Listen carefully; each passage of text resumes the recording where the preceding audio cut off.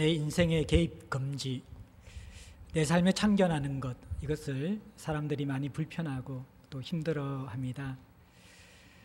사람들이 내 인생에 들어온 것, 그것을 힘들어하는 모습이 사회 곳곳에 드러나고 있죠. 요즘에는 그 매장에 쇼핑을 할 때에도 이게 손님들이 직접 요청하기 전에 점원이 와서 도움을 이렇게 주려고 하는 것을 사람들이 싫어하기 때문에 들어가는 입구에 바구니가 2개가 있대요. 그래서 하나의 바구니를 들면 내가 점원을 요청하기 전에는 오지 않도록, 그러니까 내가 쇼핑할 때 참견하지 말라는 것이죠. 근데 단순하게 쇼핑할 때 참견하지 않는 것, 그것만 불편한 것이 아니라 내 인생에 누군가가 훅 들어와서 참견하는 것, 그것이 힘들고 어렵게 느끼는 사람들이 점점 늘어가고 있습니다. 이유는 우리가 많이 지쳐 있기 때문에 그렇습니다. 내가 다른 사람에게 개입하는 것도 에너지가 없고, 또 다른 사람이 내 인생에 개입하는 것도 받아낼 만한 에너지가 없기 때문에 그냥 내버려 두라는 것이죠. 안 그래도 힘든데 당신까지 힘들게 하지 말고 그냥 내버려 두라는 것입니다. 또 하나는 알지 못하고 개입하는 것은, 그것은 도움이 아니라 간섭이 될 경우가 많이 있잖아요. 무엇인가 도움이 되겠다고 하는 일들이 실상은 내게 해를 입히는 것이고, 위로를 해주겠다고 하는 말이 실상은 나를 더 힘들게 할 때가 많이 있기 때문에 지쳐있고 나를 잘 알지 못하는 사람들이 내 인생에 들어와서 개입하는 것을 사람들은 다 싫어하고 있습니다. 그런데 쇼핑할 때 또 사람과의 관계뿐만 아니라 우리는 영적으로 하나님과의 관계, 그 속에서 하나님의 개입과 간섭을 싫어하고 불편한 사람들이 점점 늘어가고 있습니다. 여러분의 인생은 어떻습니까? 매일매일 하루 고단하고 힘든 삶을 살아가면서 여러분들은 하나님이 여러분의 인생에 들어오시는 것을 환영하고 있습니까? 아니면 그 부분에 대한 불편함과 껄끄러움을 느끼고 있는 분들입니까? 제가 어떤 설교집을 읽다가 예화를 읽은 적이 있는데, 미국의 어느 고속도로 하이웨이에서 차를 열심히 땀을 뻘뻘 흘리면서 고치는 사람이 있었습니다. 오랜 시간 동안 차를 고치려고 하였지만 본네트를 열고 이것저것 손보지만 어디가 문제인지 알 수 없었습니다. 근데 사실 그 차를 수리하고 있는 사람은 차에 대해서 전문가인 정비공이었습니다. 차량 수리공이었습니다. 그런데 아주 고급 세단이 그 차 앞에 멈추어서더니 이렇게 노신사가 내리면서 내가 당신의 차를 좀 봐줘도 될까요? 이렇게 질문을 하는 것입니다. 속으로는 웃으면서 내가 차에 대해서 아주 잘하는 사람인데 나도 못 고치는 차를 당신이 어떻게 고칠까? 의구심이 있었지만 더위에 지치기도 해서 그냥 한번 손보라고 했습니다. 그러니까 이 사람이 몇 군데 툭툭 건드리고 해보더만 들어가서 시동 한번 걸어보라고. 그러니까 한번 탁 거는데 한 번만에 시동이 부르릉 걸리는 것이죠. 너무 놀라가지고 아니, 당신이 누구신데 이 차를 이렇게 빨리 고쳤습니까? 명함을 꺼내주는데 거기에 이름이 헨리 포드라고 적혀 있는 것이죠. 그 차를 설계하고 만든 사람입니다. 여러분들, 우리가 내가 내 인생에 가장 잘하는, 내 인생에 문제가 생기고 내 삶의 엔진이 망가지면 내가 그것을 잘 수리하겠다고 생각하고 있지만, 우리는 고속도로에서 망가진 차량을 가지고 쩔쩔매는, 사실 인생을 잘한다고 하지만 위기 가운데서는 내가 아무것도 할 수 없는 무력한 사람이라는 것을 느낄 때가 많이 있습니다. 그런데 그 하나님은 우리를 창조하시고 또 우리의 인생을 설계하시고 지금도 함께 하시는 분이시기 때문에 우리의 삶을 근본적으로 해결할 수 있는 분은 하나님밖에 없다라는 것을 우리는 깨달아야 되는 것이죠. 여러분들은 이러한 창조주 되시고 내 삶을 잘 아시는 하나님이 여러분 인생에 들어오시는 것을 환영하고 있습니까? 그리고 실제로 매일매일의 삶을 여러분의 인생 가운데 찾아오시는 하나님을 경험하고 살아가고 계십니까? 저는 오늘 본문을 통하여서 내 삶에 들어와서, 우리 삶에 들어오셔서 도우시는 하나님의 모습을 보기를 원합니다. 두 부분인데, 먼저 우리가 7절부터 12절까지는 우리가 잘 아는 유두고 사건을 중심으로 해서 삶의 낙심이 올 때, 삶의 좌절이 올 때 하나님이 어떻게 들어오셔서 우리를 일으키시고 위로하시는가, 이 부분을 살펴보기를 원합니다. 두 번째 부분은 우리가 13절부터 16절까지 바울이 예루살렘을 향하여서 긴급하게 여정을 재촉하고 있는 모습인데, 이 속에서 우리는 대부분 사람들이 내가 나아가야 될 길을 알지 못하는 방황하는 삶을 살고 있는데, 목적에 이끌려가는, 소명에 이끌려가는 하나님의 이끌림을 받는 인생, 하나님이 인도하시는 인생의 삶, 그 삶에 대한 부분들을 여러분과 함께 살펴보기를 원합니다. 7절부터 12절은 드로아 공동체의 주일 예배 모습을 우리에게 보여줍니다. 바울은 드로아에서 지난 시간에 살펴본 것처럼 예루살렘의 구조 헌금을 전달해 주기 위해서 이방교회 지도자들과 함께 만나서 일주일을 머물고 보내고 있습니다. 그리고 그 다음 날 떠날 날이 되었는데 떠나기 바로 전날이 바로 주일날이었습니다. 7절에 그 주간의 첫날에 그렇게 이야기합니다. 주일날, 그 주간의 첫날에 안식 후 첫날, 오늘날 이야기하면 주일을 이야기하는 것입니다. 초대교회 공동체가 공식적으로 처음으로 주일 예배를 드린 그 장면을 오늘 우리에게 보여주고 있습니다. 구약의 이스라엘 백성들은 토요일, 오늘날 토요일을 안식일로 지켰지요. 안식일은 성삼위 하나님의 창조 사역을 기념하는 날이고 또 이스라엘 백성들이 애굽의 땅에서 건진받은 출애굽 사건을 기념하는 날, 이것이 바로 안식일입니다. 그런데 초대교회 성도들은 어느 순간부터 다 주의 날, 예수 그리스도의 부활을 기념하는 주의 날을 예배의 날로 지키기 시작했습니다. 이것은 이 안식이라는 개념이 구약에서는 예수 그리스도께서 오셔서 이루어질 것이 진정한 안식인데 구약의 안식의 개념은 그것을 기다리는 개념이에요.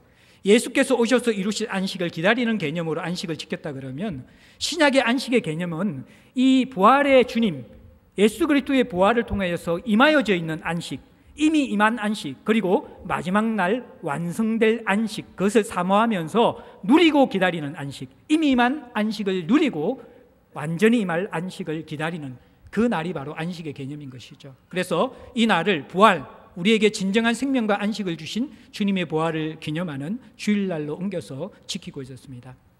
초대교회 주일날, 이 주일 예배는 무엇으로 구성되어 있을까요? 가장 중요한 두 가지가 오늘 본문 7절에 나옵니다. 보시면 여러분들 보면 떡을 떼었다, 우리가 떡을 떼었다. 그리고 후반절에 보면 바울이 드로아 공동체 성도들에게 강론했다, 그렇게 이야기하고 있습니다. 자, 너무 더워가지고 올해 처음으로 윗옷을 좀 벗어도 되겠습니까? 예.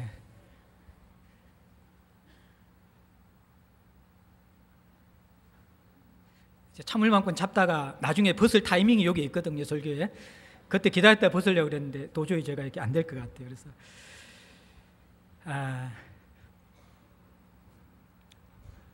이 드로아 지방은 바울이 직접 교회를 개척한 곳은 아니에요. 대부분 성경학자들은 에베소에서 3년 동안 바울이 사역할 때에 그때 복음을 듣고 회심하고 열정을 가진 성도들이 자신이 사는 곳인 드로아에 가서 개척한 곳, 이것이 바로 드로아 공동체거든요. 바울을 직접 보지 못했지만 지금 드로아 공동체가 예배를 드리고 있는데 그 주일 예배의 두 가지의 기둥이 뭐냐 그러면 떡을 떼는 것과 말씀을 듣는 것. 다시 말하면 오늘날 이야기한다 그러면 성찬과 예배의 메시지, 말씀, 이 두 가지가 주일 예배의 가장 중요한 두 축이었다라는 거예요. 오늘 우리 개신교회가 잃어버린 것이 이게 성찬이죠. 성찬이죠. 그러니까 말씀은 귀로 듣는 메시지라 그러면 성찬이라는 것은 우리가 눈으로 보고 몸으로 느끼는 메시지가 바로 성찬이거든요.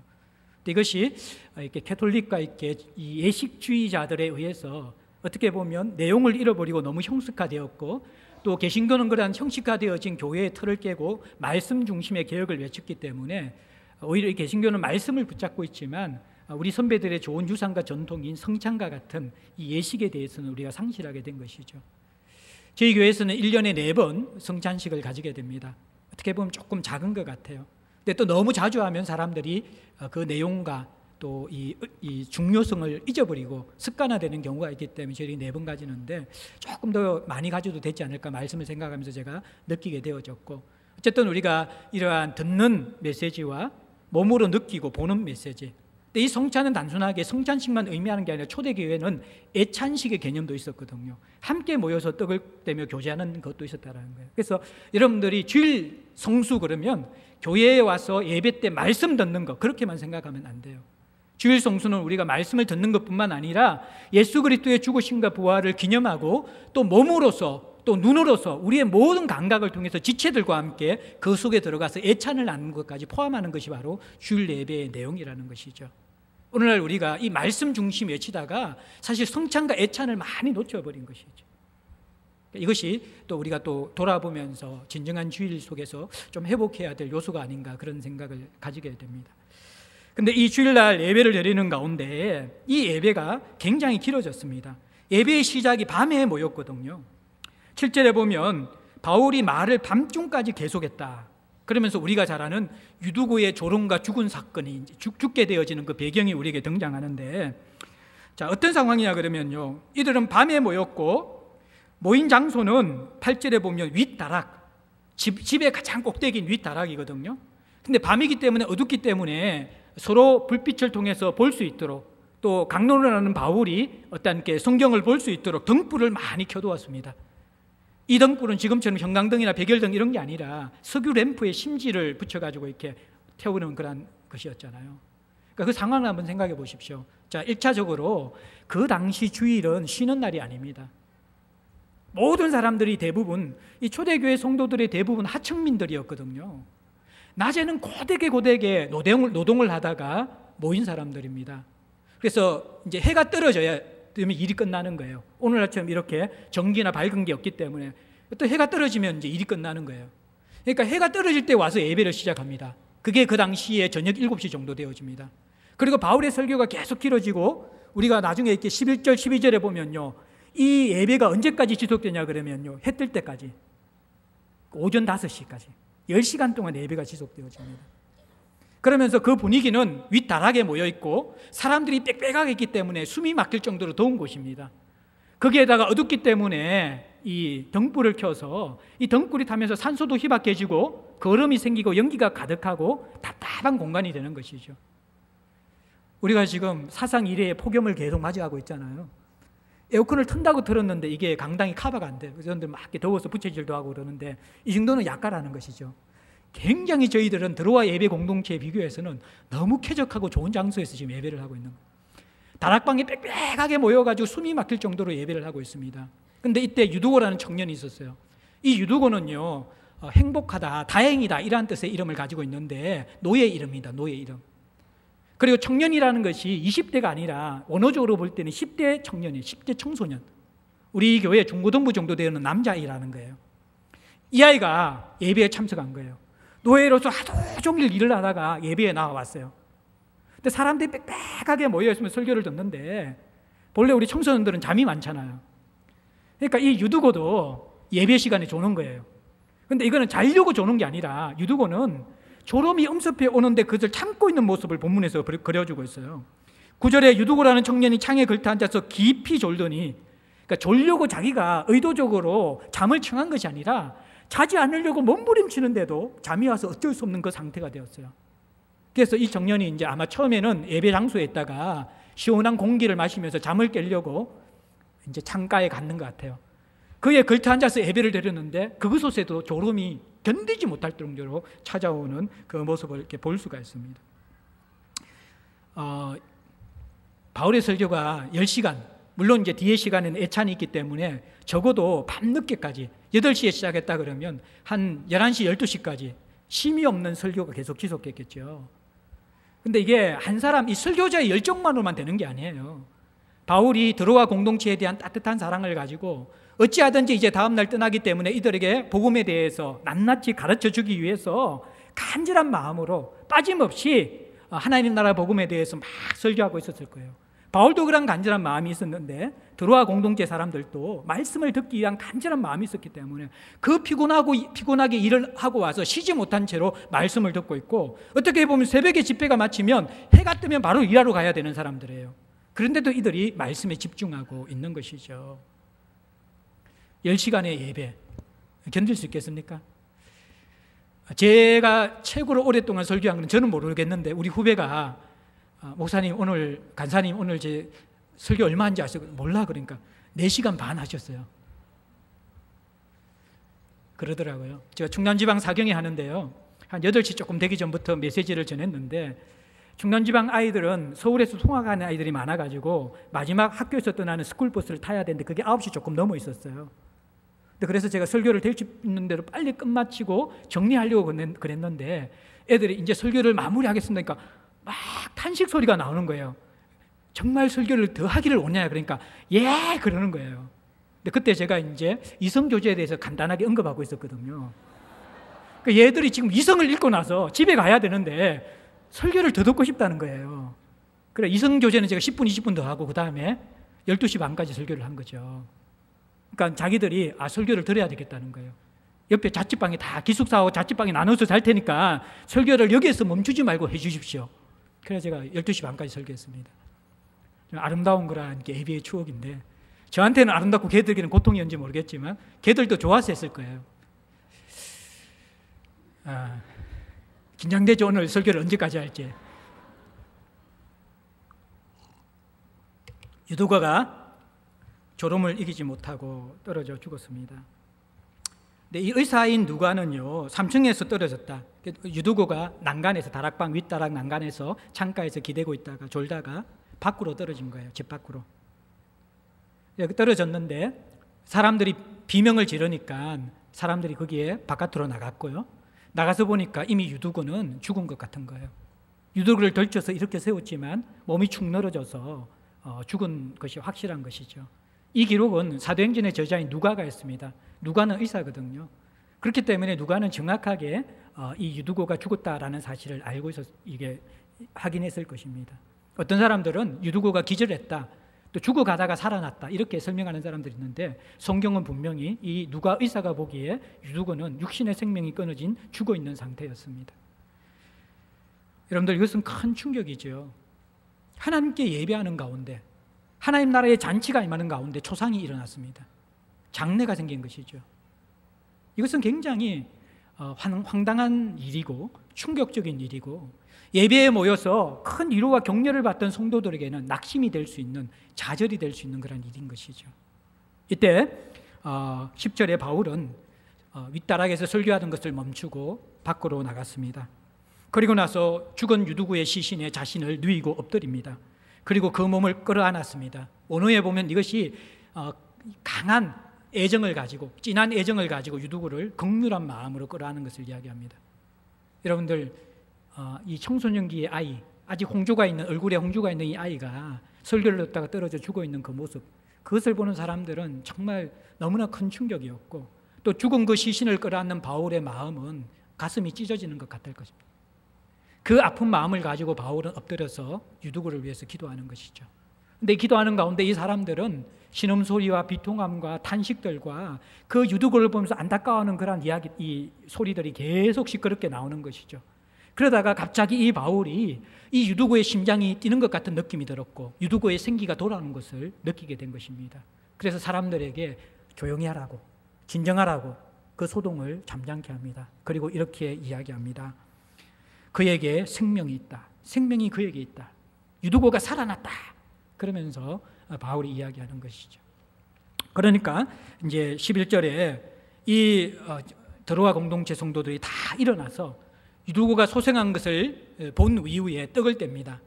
이것은 성찬과 애찬의 의미가 같이 있죠.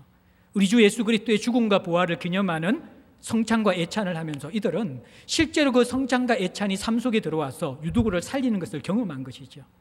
그러니까 굉장히 큰 그 말씀의 확신들이 이들에게 생겼을 것입니다.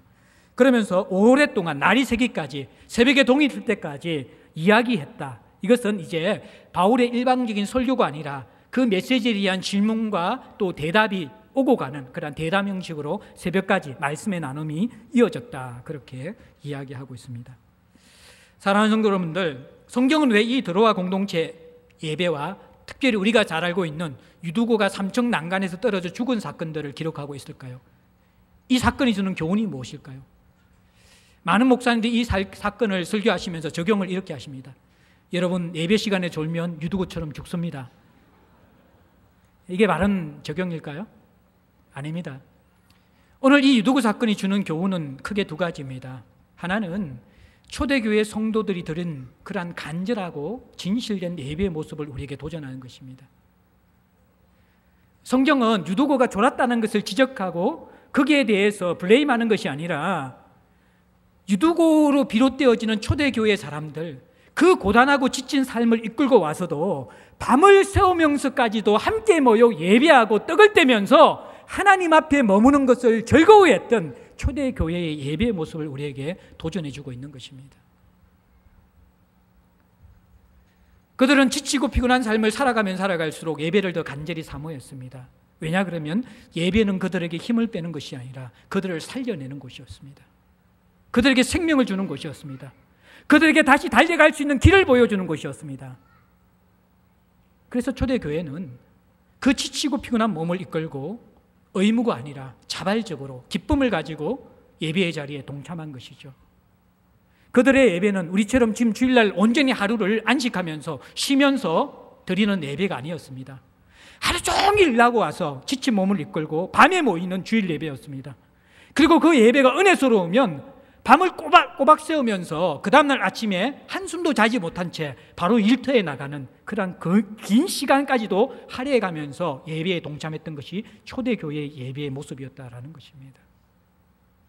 또 하나의 우리에게 주는 이 사건의 교훈은 무엇이냐 그러면요, 하나님은 우리의 인생 가운데 닥치는 예기치 않는 황당한 상황, 낙담의 상황, 좌절의 상황 가운데 들어오셔서 우리를 소생시킬 수 있다라는 것입니다. 유도구의 죽음은 얼마나 황망합니까? 예배를 드리는데 죽어요.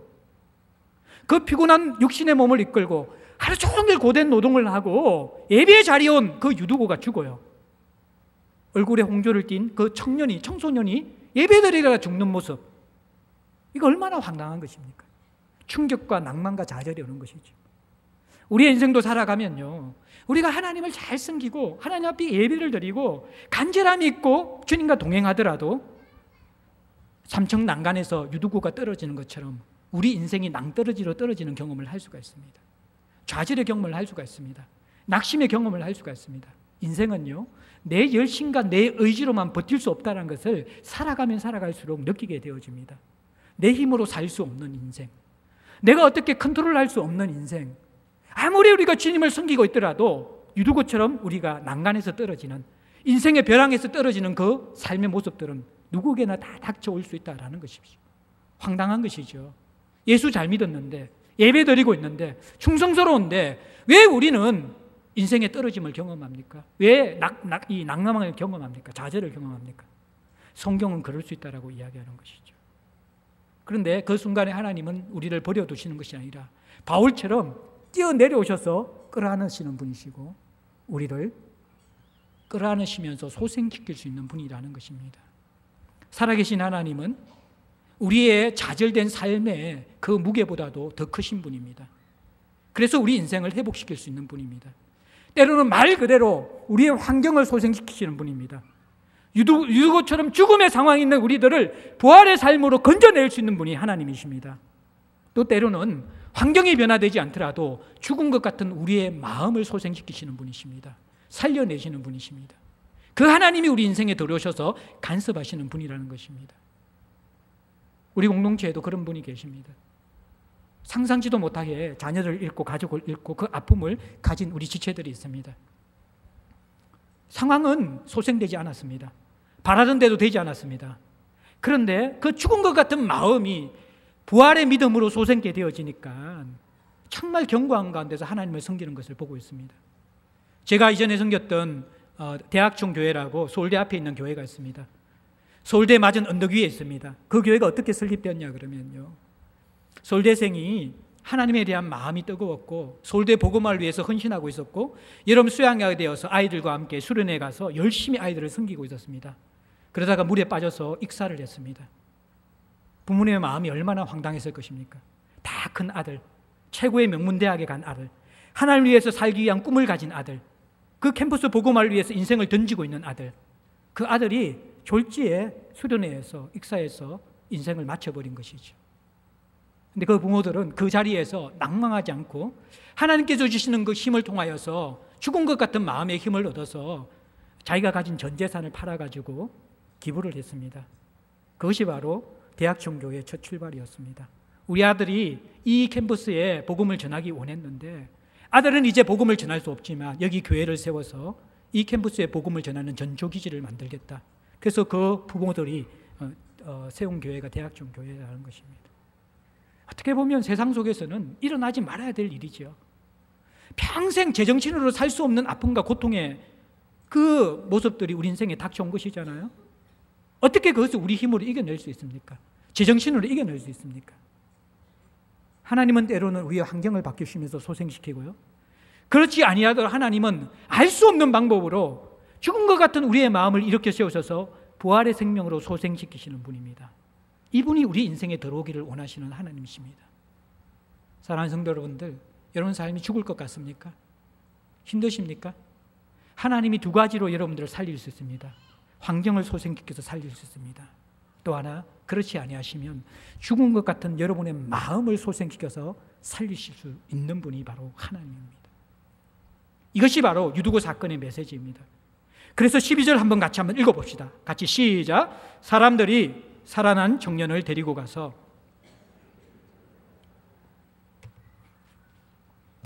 아마 유두고가 살아나긴 했지만 큰 충격을 통해서 바로 집회 장소에 참석하지는 않았던 것 같아요. 잠시 휴식과 또 안식을 취한 다음에 바울이 떠나기 전에 유두고가 다시 왔습니다. 그 살아난 유두고를 바라보면서 드로아 공동체는 큰 위로를 받았다. 이게 여러분들 이 본문의 이 유두고 사건을 해석하는 중요한 메시지라는 것입니다. 하나님은 낭망하고 좌절한 우리 인생에 들어오셔서 위로하시는 분이십니다. 퍽퍽하고 힘든 삶, 유두고처럼 노예처럼 매일매일 끌려서 살아가는 그 삶, 그렇지만 하나님을 기다리고 기대했던 초대교회 성도들의 삶, 그런데 예기치 않는 낭망, 좌절, 무너지는 인생이 닥쳐왔잖아요. 그런데 하나님은 그 인생을 건져내신다는 것을 드로아 공동체 성도들에게 보여주시는 것이죠. 큰 위로가 되었겠죠. 또 하나 이것은 바울에게도 위로가 되어야 될 것입니다. 곧 이어 살펴볼 본문을 보면 이 바울은 예루살렘으로 가게 되고, 예루살렘은 환난과 결박이 기다리고 있는 여정입니다. 죽음의 어두움이 기다리고 있는 바울의 앞길을 하나님께서 미리 보시면서 유두고의 소생을 통하여서 죽음을 이기는 하나님의 능력을 바울에게 보여주시면서 위로하고 계시는 것이죠. 이제 13절부터 16절에 이 드로아의 놀라운 예배 그리고 하나님의 위로를 경험한 다음에 바울 일행은 예루살렘으로 가는 여정을 재촉합니다. 13절에 바울 일행은 앞서 배를 타고 아수로 가고 또 아수에서 바울을 태운다 이야기하면서 바울이 걸어서 아수까지 갔다, 그렇게 13절에 설명해 줍니다. 14절에는 바울이 아수에서 일행을 만나가지고 미둘레네로 가고, 미둘레네에서 그 이튿날 기호로 가고, 기호에서 그 이튿날 사무에 들르고, 그 다음날 또 사무에서 밀레도에 이르는 긴박하고 쉬지 않는 예루살렘을 향한 여정들이 쭉 설명되어지고 있습니다. 그러면서 바울이 얼마나 예루살렘의 길을 재촉하고 있는지 16절에 잘 나타나는데, 바울이 아시아에서 지체하지 않기 위하여 에베소를 지나서 배 타고 가기로 작정했다. 바울은 에베소에 들르지 않고 발로 밀레도로 갔다라는 것입니다. 에베소는 바울이 3년 동안 사역한 곳입니다. 깊은 바울의 이 정서가 녹아있는 곳이고, 또 바울을 기다리고 있는 사람들이 많은 곳이 바로 에베소입니다. 근데 바울은 에베소조차도 들르지 않고 밀레도 항구로 바로 가면서 예루살렘으로 가는 길을 재촉했다라는 것입니다. 왜 바울은 이토록 긴급하게 예루살렘으로 가기를 원했을까요? 16절에 후반절에 보면요, 이는 될 수 있는 대로 오순절 안에 예루살렘에 이르려고 급히 갔다. 오순절을 안에 이제 바울이 예루살렘에 이르기를 원해서, 이것은 바울이 오순절 절기를 지키기 위해서가 아닙니다. 바울은 절기주의자가 아니죠. 이미 복음 안에서 그 구약의 절기가 예수 그리스도 안에서 실체가 된 것을, 그림자가 실체가 된 것을 경험한 사람입니다. 제가 서두에 말씀드린 것처럼 초대교회 그리스도인들이 안식일이 아닌 주일을 지킨 이유도 안식일은 그림자이고 주일은 실체이기 때문입니다. 안식일은 안식일을 그려주는 모형이고 주일은 안식이 이미 시작된 실체이기 때문에 그림자가 실체가 됐기 때문에 더 이상 안식일을 지킬 필요가 없는 것이죠. 바울 역시 오순절은 구원의 열매입니다. 구원의 기쁨을 누리는 것, 이미 예수를 통해서 구원이 임했기 때문에 절기 자체가 중요한 것은 아닙니다. 그러나 바울은 이 절기를 통해서 하고자 하는 일이 있었습니다. 무엇입니까? 바로 예루살렘 성도들을 위로하고 피로를 채워주는 것이었습니다. 예루살렘으로 긴급하게 가기 위한 이유는 오순절이 되어서 수많은 성도들이 모여져 있는 예루살렘 공동체에 하나님께서 주신 열매를 그들에게 선물로 주기 위해서입니다. 하나님은 이방인이 구원받는 그 풍성한 열매를 선물로 주셨습니다. 그것을 예루살렘 공동체에 나누기를 원했습니다. 그리고 이방인 공동체가, 그 어린 공동체가 이제는 예루살렘 교회의 구제 헌금을 할 정도로 성숙하게 되었고 그들이 우리의 형제가 되었고 지체가 되었다라는 그 복된 소식, 복된 열매를 이 오순절날 이스라엘 공동체, 예루살렘 공동체에 주기 원했던 것이죠. 이것은 예루살렘 공동체의 큰 선물이 되었을 것입니다.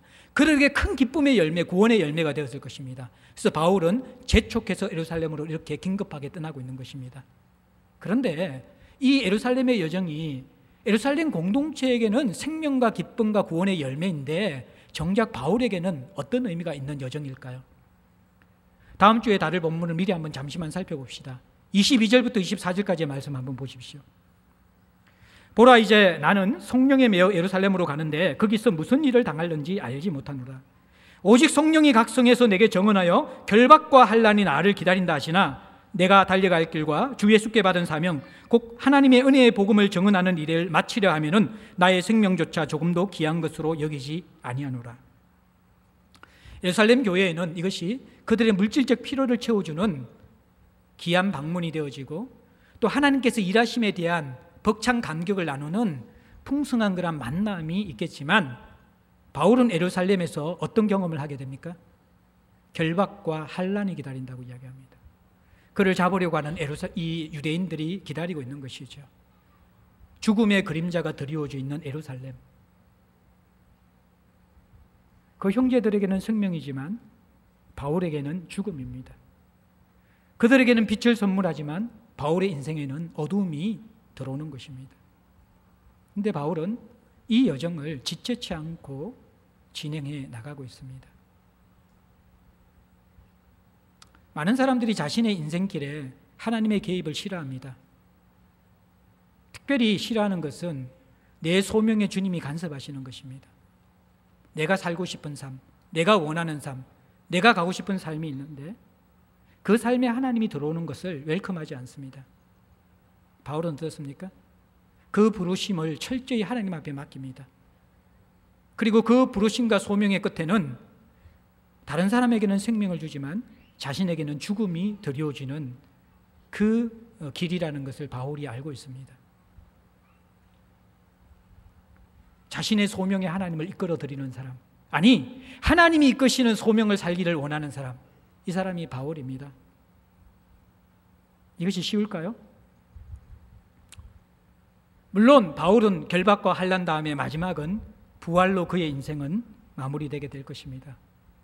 그러나 분주하고 바쁜 인생을 살아가는 저와 여러분들이 악한 세상과 약한 자신의 몸을 가지고 살아가는 우리들이 그 멀리 있는 부활을 앞당겨서 기대하면서 사명의 길을 가기보다도 현재 우리의 인생에 예수 믿기 때문에 복음으로 살아가기 때문에 우리를 기다리고 있는 환난과 결박에 대한 두려움과 거기에 대한 부담감 때문에 우리는 소명을 밀어내는 삶을 살죠. 바울은 기꺼이 그 길을 걸어갑니다. 왜 이 길이 가능할까요? 사실 바울은 부르심의 삶을 위해서, 하나님이 자신이 이끄는 삶을 위해서 그는 인생 가운데 철저한 준비를 합니다. 그 장면이 13절에 나옵니다. 제가 잠시 스킵하고 넘어갔지만 13절을 다시 우리가 주목해 풀려고 했습니다. 13절 같이 다시 한번 읽어볼까요? 시작. 우리는 앞서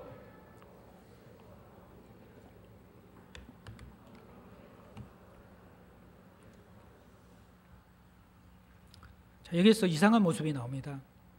드로아에서 아소까지의 여정인데 바울을 제외한 모든 사람들은 배를 타고 갑니다. 근데 바울은 혼자 남아서 아소까지 걸어서 가기로 작정합니다.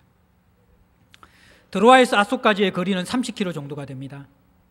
여러분들, 바울은 그 전날 어떤 일을 했습니까? 밤을 새워 설교한 사람입니다. 제가 주일날 2편의 설교를 하고 나면요, 거의 집에 가면 내 몸이 몸 안에 있는지 몸 밖에 있는지 모르는 그런 바울의 체험을 합니다. 그만큼 기가 다 빠지는 것이죠. 아무것도 할 수가 없습니다. 근데 바울은 밤을 꼴딱 새우면서 메시지를 전하고 교제했습니다. 한숨도 자지 않았습니다. 그리고 나서 30km의 길을 걸어서 갑니다. 어떻게 보면 굉장히 힘든 길이고 무모한 길이고 왜 그런지 이해가 안 되는 바울의 모습입니다. 바울이 아소까지 왜 혼자서 걸어서 갔을까요?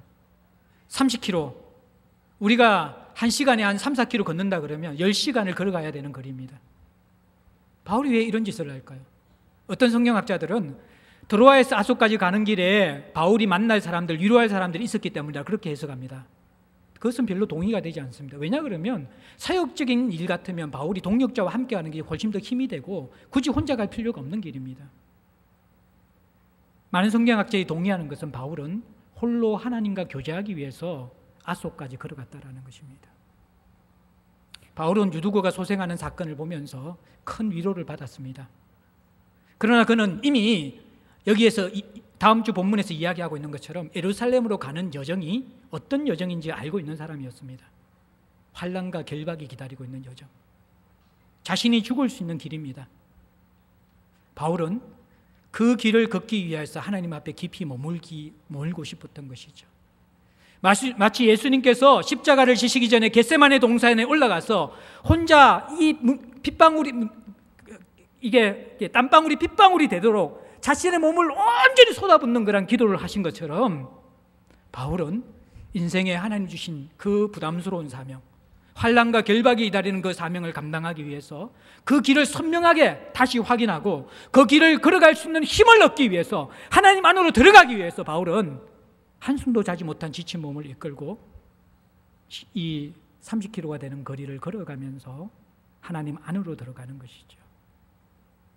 바울이 지금 무슨 일을 한 것입니까? 하나님이 자신을 붙들어 주시기를 원하는 것입니다. 하나님이 자신의 인생을 이끌어 주시기를 원하는 것입니다. 자기가 걸어갈 수 없는 그 두려운 길에 대한 확신을 주기를 원하시는 것입니다. 그리고 힘을 하나님께서 공급해 주시기를 원하는 것입니다. 그래서 여러분들 아수에 도착하자마자 제가 읽어드린 본문처럼 바울은 지체하지 않고 매일매일 숨 쉴 틈이 없는 여정을 이어가면서 예루살렘으로 직행하는 것입니다. 그 담대함이 어디서 생긴 것일까요? 아소로 가는 길에서 생기는 것입니다. 많은 사람들이 산티아고 순례길을 인생에 한 번은 걸어보고 싶어 합니다.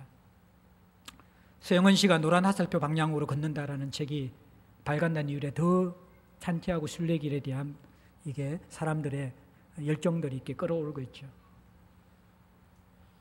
성도들이 이 고단하고 힘든 인생을 살아가면서 하나님 안으로 연결되는, 내가 걸어갈 길을 선명히 보는 것, 그리고 그 길을 걸어갈 수 있는 힘을 공급받는 것, 그 일을 위해서 우리가 회복해야 될, 하나님이 내 삶에 들어오셔서 나를 인도하시도록 하기 위해서 우리가 회복해야 될 하나의 중요한 일이 있는데 그것이 무엇입니까?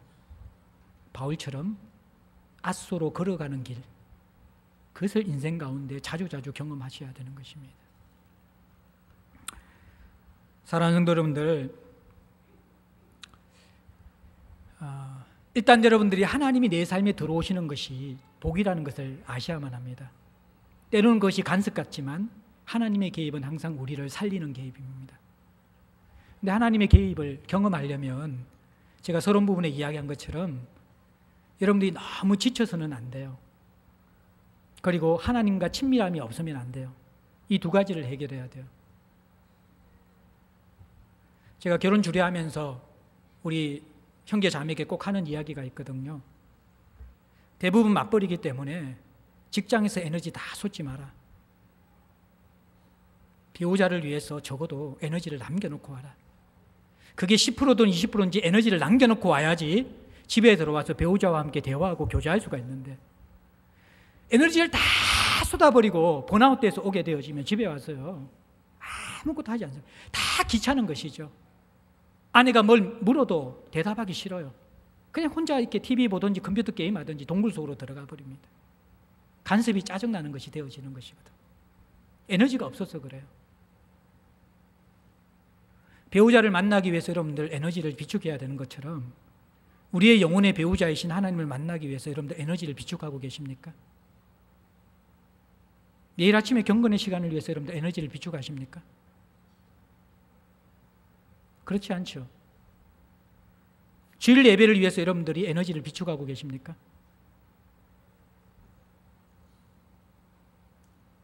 여러분들이 하나님을 만날 영혼의 공간을 마련하지 않으면 그분을 깊이 못 만납니다.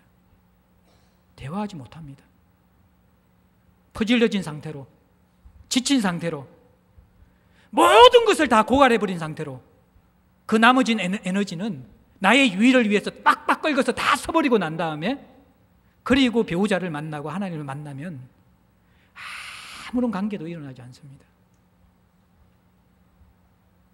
예배에 정말 중요한 것은요, 설교가 아닙니다. 여러분들 도로와 공동체 한번 보십시오. 하루 종일 노동하고 와서도 간절한 마음으로 예배에 나오는 것입니다. 기다리는 마음으로 예배에 나오는 것입니다. 그런데 하루 중에 첫 시간을 그렇게 준비하셔야 돼요. 주일날 드리는 절기 예배를 그렇게 준비하셔야 돼요. 여러분들 배우자를 위해서 그렇게 준비하셔야 돼요. 그런데 중요한 면접이 있거나 중요한 사람을 만나기 위해서는 그 전날 일찍 자고 옷 다려놓고 몇 번이고 이렇게 머리 손질하고 몸매 가꾸고 무슨 말을 할지 생각하고 온갖 에너지를 다해서 비축해서 준비해서 그 다음에 소중한 일들이나 소중한 사람을 만나지 않습니까? 세상에서 가장 소중한 사람은 하나님이고 배우자이고 가족입니다. 에너지 좀 비축하십시오. 두 번째는 여러분들, 친밀해야지만이 연결이 되어집니다. 아무리 피곤해도요, 아내하고 저하고의 관계가 좋으면 있잖아요, 아내가 질문하면 대답이 쑥쑥 나와요. 피곤해도 서로서로가 그 교제가 힘이 되고 마음을 만져주고 공감이 되어주고 때로는 아프게 지적하지만 그것이 나를 사랑한다라는 서로에 대한 신뢰와 친밀감이 있으면요, 지쳐도 교제하고 싶어요. 아니, 지칠수록 생각나고 만나고 싶어요. 하나님과의 관계도 마찬가지입니다. 하나님과 친밀하면요, 정말 답답하고 힘들면 여러분들이 먼저 하나님을 찾게 되어져 있어요. 왜냐 그러면 그분의 친밀함이 무엇인지 알기 때문에. 제가 가끔씩 성례 본당에서 감동받을 때가 있어요. 대부분 저는 평일날도 밤늦게까지 있기 때문에 한 번씩 이렇게 교회를 돌아봅니다. 불이 켜진 곳은 없는가, 또 에어컨이나 난방기를 그냥 틀어놓은 곳은 없는가, 또 혹시나 또 이렇게 다른 사람들이 또 들어와서 또 이렇게 이 교회가 또 어지러진 건 없는가, 보기 위해서 쭉 돌아볼 때가 있습니다. 근데 가끔씩 3층의 문을 열면요, 그 어두운 불 꺼진 공간에 누군가가 조용히 기도하고 있는 모습을 볼 때가 있어요. 마음이 뭉클해지는 것이죠. 야, 저 힘들고 어려운 삶을 살면서 하나님의 친밀함을 알게 이 자리에 나와왔구나. 제가 조용히 문을 닫고 목양실을 올라가면서 그 지체를 위해서 함께 기도하면서 제가 4층으로 올라갑니다.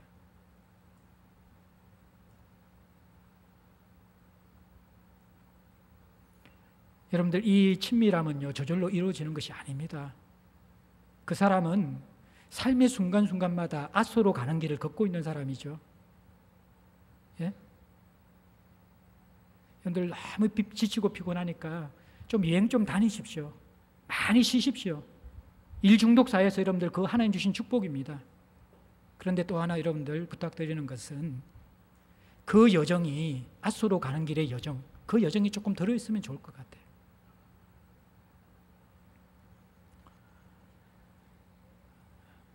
제가 감사함과 요즘 참 이 안타까움 두 가지가 늘 교차하는 교회를 보는 그 마음이 있는데, 어제도 그 찜통 같은 더위에 또 이제 이게 뒤에서 막 전기밥솥 대여섯 개 밥하고 또 이렇게 후라이팬에 막 애들 주는 거란 이거 뭐예요? 이렇게 공룡 모양의 그 너겟, 예? 치킨 너겟 하고 막 주먹밥 하고 막 잔치를 벌이더라고요. 또 우리 영화부는 또 이제 막 이 권사님들하고 해가지고 막 식사를 제공하고 너무 귀하게 보이는 거예요. 전기를 너무 많이 써서 어제는 이쪽 에어컨이 다 나갔거든요. 그러니까 이제 옥장로님 또 뻘뻘거리면서 여기저기 뛰어다니는데 어떻게 해가지고 또 1시간 좀 지나니까 이렇게 틀어져 그때부터 좀 시원해지고 그러면서 이제 이게 학교가 진행되어지는데, 하나님 나라가 여기에 있구나. 너무너무 감사했어요. 참 우리 성도들이 참 이렇게 열심히 섬기는구나. 영화부, 제가 여기에서도 먹고 영화부에서도 먹고 두 끼를 먹었거든요. 교제하기 위해 가지고 내가 영화부에서 이렇게 모여 있는데, 야 정말 그냥 잔치예요, 잔치. 뭐 저 인형극을 보고 싶은데 그 시간을 못 봤는데, 식사하는 그 시간에 서로의 얼굴이 막 하나님 나라가 이미 임해 있어. 막 너무 행복해가 막 풍성하게 음식을 먹고 아이들 그 앞에 뛰어놀죠. 뭐 앞에서는 찬양 틀어져 있죠. 막 그 섬기는 사람들 얼굴이 있잖아요. 피곤함이 아니라 막 기쁨으로 가득 차가지고, 야 멋지다, 우리 교회 멋지다. 참 이렇게 힘들고 어린아이들도 없는 상황에 이렇게 교회가 살아꿈들거리고, 저 아이들이 우리의 소망이고 저렇게 섬기는 사람이 있으니까 우리 교회 정말 멋지다. 어제 너무 감사했거든요. 근데 금요일에는 제가 참 마음이 아팠어요. 왜냐 그러면 요즘 우리가 너무 피곤해서 그런지 중요한 교회 행사나 섬김의 일이 있으면요, 예배 숫자가 확 줄어요. 그게 한편으로 좋게 생각하면, 야 감사하다, 내일 섬기기 위해서 에너지를 비축하고 있구나. 근데 제 마음에 아려오는 것은, 정말 더 큰 축복은 뭐냐 그러면요, 그렇게 섬기면서 사람들이 잘하는 거 보는 것도 축복이지만요, 그 섬김의 자리에 하나님이 어떻게 개입하는가를 보는 눈이 있어야 진짜 축복인 거예요. 그게 언제 보이는지 아십니까? 간절히 기도하는 사람만 그것을 느낄 수 있습니다. 내 힘으로 우리가 교회 행사 할 수 있습니까? 내 에너지로 뭔가 잘 할 수 있습니까?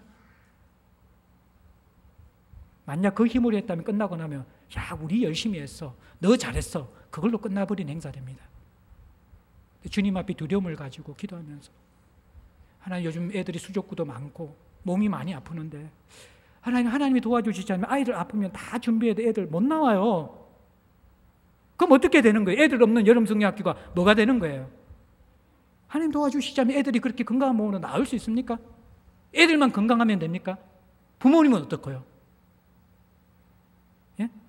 우리가 아무리 준비해도요, 지난번에 몇 분은 우리 여기 에어컨 안 돼가지고 찜통 같은 데서 우리 여름 성경학교 했거든요. 제가 할 때마다 변수가 너무너무 많은 거예요, 교회 행사들은. 근데 그게 우리 힘으로 할 수 있다고요? 하나님 앞에 기도하지 않으면, 하나님이 함께 하시지 않으면 사실 어떤 일이 일어날지 우리가 어떻게 알아요? 근데 두렵고 떨리는 마음으로 아이들 하나하나 영혼을 두고 기도하고, 예? 내 자신이 준비되기 위해서 기도하고, 하나님 제발 이 모든 가정들을 주님께서 도와주시도록 기도하고, 그렇게 간절히 기도하고 마치면, 야 우리 잘했네, 그 마음도 정말 너 열심히 했네, 정말 우리 좋은 팀워크이네, 그 마음도 들지만요, 처음 드는 생각이 뭔지 알아요? 하나님 감사합니다, 하나님 함께 하셨네요. 제가 안타까운 게 뭔지 아십니까? 참 우리 공동체 팀워크가 우리의 섬김은 아름다움을 누릴 수 있지만, 조금 더 깊이 들어가서 누려야 될 게 뭔지 아십니까? 하나님 참 우리를 긍휼히 여기시는구나, 하나님 참 우리와 함께 하시는구나, 그걸 누리는 것이 여름 사역이 되어야 된다라는 것입니다. 앗소로 가는 길, 좀 큰 일을 앞두고 나서 앗소로 좀 가는 길, 혼자 걸어가는 길, 하나님 임재 앞에 모는 길, 그것 잃어버리면 안 된다라는 것이에요. 평생 복음을 위해 살아온 바울도 예루살렘에 가기 위해서 혼자 앗소의 여정을 선택했습니다. 여러분 인생이 녹록합니까? 여러분 힘으로 충분히 살아갈 자신감이 있습니까? 존 스투가 이야기한 최고의 제자도는 의존과 죽음이라고 이야기했잖아요. 마지막 참된 믿음의 완성은요, 하나님을 향한 겸손한 의존의 마음이 우리 속에 깊이 자리 잡을 때 이루어지는 거예요. 그게 진짜 제자도예요. 앗소로 가는 길은 하나님을 의존하는 길입니다. 하나님의 이끌음을 기대하는 길입니다. 하나님이 부르시는 길을 선명히 보기 위한 길입니다. 그분이 주시는 힘으로 사명의 길을 감당하기 위한 길이 바로 앗소로 가는 길입니다. 올 여름 수련회가 한 주 연기되어 가지고 예전보다 등록이 좀 많이 줄었대요. 물론 여러분들이 각자의 자리에서 앗소로 가는 길을 선택할 수 있지만, 이번 여름 수련회 24시간 기도룸이 있어요. 묵상룸이 있어요. 여러분 홀로 서기가 되어 있으면 여러분 혼자 휴가를 가지고 혼자 해도 상관이 없어요. 대부분 일상에 앗소가 없는 사람들은요, 함께 있는 앗소가 반드시 필요하거든요. 그게 여러분들 여름 절기예요. 해외 선교를 가시든지 단기 선교를 가든지, 아니면 여러분들 이 여름에 마을이 다 쉴 때 여러분이 함께 모이는 앗소를 좀 만들어 보십시오. 기도 모임, 성경 공부 모임. 인생에요. 앗소가 없으면, 그 앗소에 들어가서 하나님에 대한 간절함이 없으면요, 우리는 이 힘든 삶을, 환난과 결박이 기다리는 인생을 견뎌낼 수가 없습니다. 사랑하는 성도 여러분들, 간섭받지 않는 인생을 원하십니까? 그 인생은 내 힘과 내 마음대로 살아가는 인생입니다. 우리 인생은 결코 내 힘과 내 마음대로 살아가지 못하는 인생입니다. 유두과 같은 떨어짐이 있고 우리의 앞길에는 예루살렘과 같은 환난과 결박이 기다리고 있습니다. 우리를 창조하신 하나님만이 우리 인생을 일으켜 세우시며 위로할 수 있는 분입니다. 우리를 붙드시는 하나님만이 내가 걸어가야 될 길을 선명히 보여주시고 걸어갈 힘을 주시는 분입니다. 그 길을 위해서 여러분들 에너지를 비축해서 정말 소중한 관계를 위해서 쏟아부으십시오. 하나님을 위해서, 그리고 가족들을 위해서, 그리고 여러분들 친밀함, 그 친밀함을 위해서 앗소의 만남을 자주자주 가질 수 있는 여러분들 될 수 있기를 주의 이름으로 축복합니다. 우리 함께 찬송하겠습니다. 384장 찬송하겠습니다.